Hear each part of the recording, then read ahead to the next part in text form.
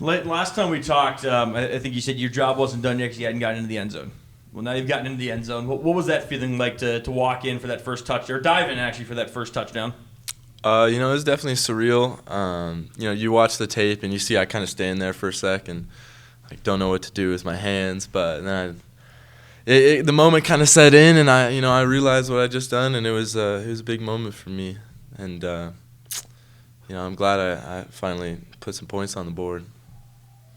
There was another big play you had on Nakia's 41-yard touchdown run. I think a lot of people noticed. You come down, you chip the safety just enough to free him. Was that a play that when you look on tape, when the coaches look on tape, they maybe even point to that one more than the touchdown because it helps spring another play and it's kind of doing the dirty work? Yeah, I definitely think of that as a big area where we haven't contributed enough in the wide receiver room, and that contributing to Nakia's touchdown and blocking for our guys is it's up there with putting points on the board. For you guys, I think quite the breakout offensively after a couple of tough weeks. I mean, 41 points through 3 weeks and then 42 in that first half with the defensive touchdown as well.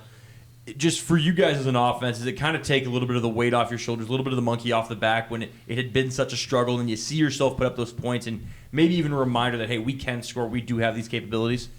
Yeah, it's definitely a confidence booster, but we can't let up in practice and be satisfied with what we did last week. We just got to keep building, and last week was our hardest week of practice probably in season, and the results showed on the field, so we just got to carry that to this week. Nice to see your Squalicum buddy Javenski Schlumbaker get in there and have a pretty good day in the late stages of the fourth. Oh yeah, that's Bellingham's finest right there. It was that was super cool. Now we just got to get Bryson on the field. What would you say it was that the offense was able to unlock and in the Stanford game that had maybe been a struggle in weeks past? Just not shooting ourselves in the foot, really. We still had too many drops and a couple missed assignments, but against Utah, like they weren't necessarily stopping us. I'd say that we were, stalling out our own drives.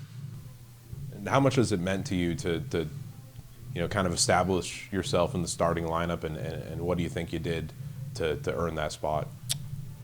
I'm really grateful for that opportunity, and the trust from Coach Filani and Coach Morris, putting into a true freshman.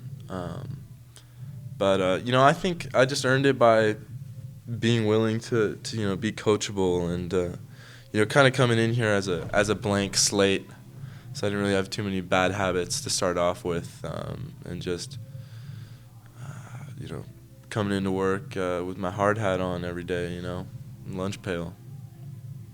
For you guys to get bowl eligibility potentially this weekend, as a freshman, what would that mean to you?